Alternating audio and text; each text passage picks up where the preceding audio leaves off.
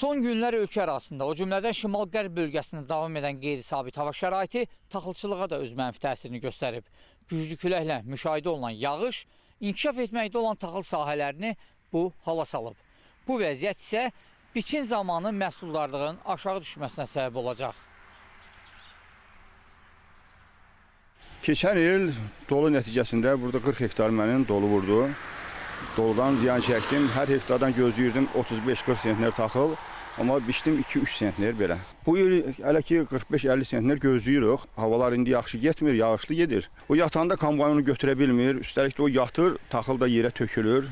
Ona görə biz ziyanlıq çəkirik. Keçən il bizdə dolu oldu, taxılçılığı tam məhv elədi. Bu ildə yenə başlayıb bu leysanlar, bu yağışlar taxılı yatdırıb. Və mən özüm 10 hektar taxıl əkmişəm.